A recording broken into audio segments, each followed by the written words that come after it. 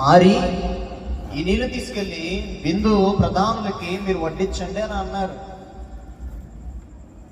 ఇక చూడు, పోసింది నీళ్లు వడ్డించమంటున్నాడు. అలాగే వెళ్ళారు. ఏం జరిగిద్దని వాళ్ళకి అప్పటికి భయంగానే ఉంది.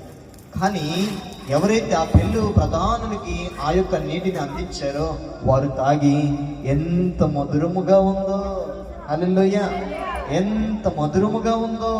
అసలు ఇటువంటి ద్రాక్షరసమే పెళ్లి విందులో కాదు కదా, ఈ భారతదేశంలో ఈ శివయ్య గారి కాంపౌండ్ లో ఎక్కడ దొరకదు ఇంతమంది గొప్ప ద్రాక్షరసం. హల్లెలూయా. ఇక్కడ కుండ జీవితానికి సంబంధించింది.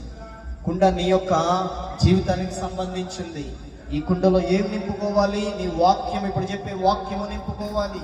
ఈ కుండలో నీకు మచ్చలు వస్తాయి, డాగులు వస్తాయి. ఒక్కొక్కసారి కుండ పగిలిపోద్ది, చేయి జారి పగిలిపోద్ది. కుండ పగిలిందంటే అతికించడం నా వల్ల కాదు తల్లి. కుండ నేను అతికించలేను. కుమ్మరి దగ్గరికి తీసుకెళ్తే మన నలక్ కొడతాడు దాన్ని. హల్లెలూయా. ఆ కుండని దేవుని యొక్క వాక్యముతో, దేవుని యొక్క శక్తితో నింపుకుంటే నీ జీవితము కూడా మధురముగా మారింది. ఈరోజు మరి ఎంతమంది మన జీవితాలు మధురముగా మారాలని ఈ యొక్క 9వ నెలలో ఆశపడుతున్నామో, నీ కుండలో ఇప్పుడు ఏముందో బయటను పడేసి నిత్యత్వానికి సంబంధించినటువంటి కొత్త దాన్ని, కొత్త యొక్క వాటర్ని నింపుకోవాలి నీ హృదయానికి. హల్లెలూయా. నీ హృదయానికి ఏం నింపుకోవాలి? కొత్తదైనటువంటి వాక్యాన్ని నింపుకోవాలి.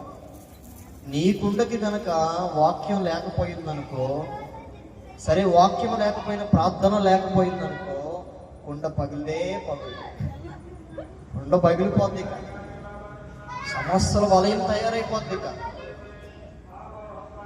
ప్రార్థన లేని కుండ ఏ కుటుంబం అయితే ఉంటుందో, ప్రార్థన లేని జీవితం ఏ గృహం అయితే ఉంటుందో, అంధకార శక్తుల ద్వారా చాలా ఇబ్బంది పడతాము.